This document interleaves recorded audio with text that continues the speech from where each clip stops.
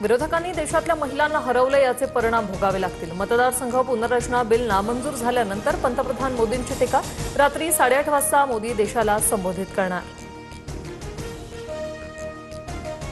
मतदारसंघ पुनर्रचना बिल लोकसभेत नामंजूर.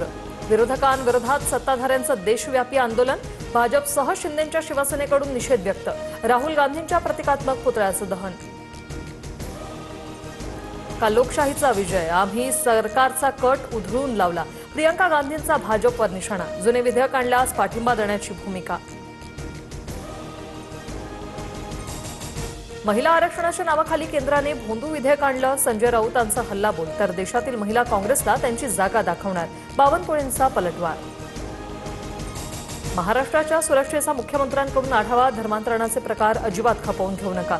नाशिक, परतवाडा आणि गोरेगाव प्रकरणात पोलिसांना फ्री हँडचे निर्देश. सूत्रांची माहिती. टीसीएस कंपनीतील धर्मांतरण आणि लैंगिक अत्याचार प्रकरणी निदा खानच्या अटकपूर्व जामिनावर सोमवारी सुनावणी. पोलिसांना गोंगारा देत निदाची मुंब्र्यातील क्लिनिकमध्ये 2दा हजेरी.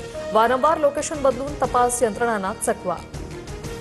नाशकात आणखी एक धर्मांतराचा प्रकार समोर. पीडित मुलीच्या तक्रारीनंतर पंचवटी पोलीस ठाण्यात गुन्हा. बळजबरीने दारू सिगरेट पाजून लैंगिक अत्याचार, फोटो व्हायरल करण्याची धमकी दिल्याचा प्रकार. आरोपी ताब्यात. दत्तधामाच्या नावाआडून भोंदूगिरीचं दुकान चालवणारा संगमनेरचा राजेंद्र गडगे अटकेत. दुर्धर आजार बरे करण्याच्या आमिषातून असंख्य लोकांना फसवल्याचा आरोप. गडचिरोलीच्या झिंगानूर भागात पहिल्यांदाच घरापर्यंत टँकरनं पाणी पुरवठा. TV9 मराठीच्या बातमीची प्रशासनाकडून गंभीर दखल.